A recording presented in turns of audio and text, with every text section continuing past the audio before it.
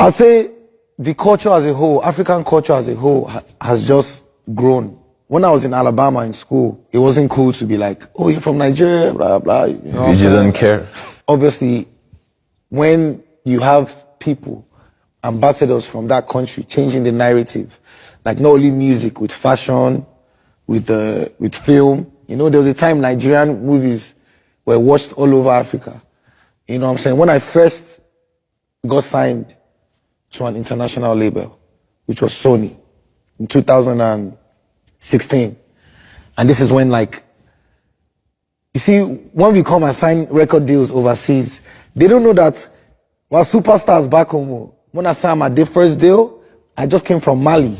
I just did 60,000 people in the stadium in Mali.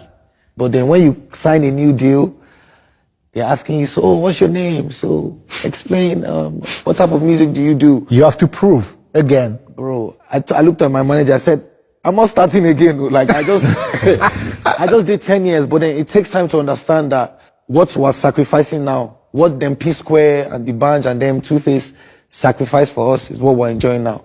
What we're sacrificing now, the next generation is going to come and be bigger, definitely. Because the music is only going to grow, you know, bigger. But I always told them, when I first got signed, they put me up with some producers to do an album. Because, you know, obviously, if you sign the deal, you know, you've gotten paid, you need to deliver an album. This is not joke. This is Sony music. This is, you know, not the studio at your school. You owe them. Yeah, you owe them. You know what I'm saying? I don't want to say names, but they put me with the best of producers. Bruh. Then I was recording, you know, trying, you know what I'm saying? But I was just like, man, this is not working out. So we dropped the EP at the time. And this is after I've had like 8 years of smash hits in Africa. Like, I'm doing stadiums, like, people are fainting. Like, you understand? Like, But only in Africa? Yes.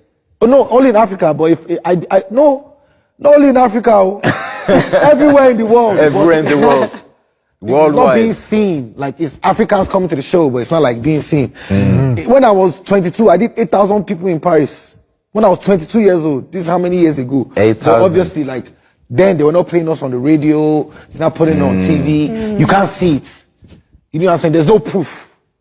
Because it's African music? Because before the institutions like Sony, now we have Live Nation. Live Nation is ticketed. Is online tickets. They can look and say, okay, Davido sold 18,000 tickets in New York. He sold, but then they couldn't see it. You know what I'm saying? Now we have companies that are behind us. You know what I'm saying? So when I first came, they put me with some producers, but it didn't work out. We dropped the EP under Sony, my first project, failure. To me, to my standard. Some people might see it as success, but to my standard, that wasn't it. You know what I did? I packed my bags, because I was in Atlanta for like almost a year. And I went back home to Lagos. I went back to the hood, and I called all my producers. I said, we need to teach these people how to do music.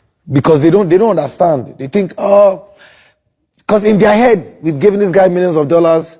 We need to make the kind of music we want him to make that's going to work, so we get paid back. Yeah. I said, wait. Let me go back home and come back. They didn't want your music, but... They didn't understand it. Yeah, they wanted to do music with you, not your music. Yes. So I went back home and I got back to my original producers, the ones in the hood that I've never traveled before. Now all of them have traveled, they are big boys, but then went back to the hood, then went back to recording. When I came back to London, I said, take this, drop this and you see what happens. Which one? Aye? If If I tell you, say I love you.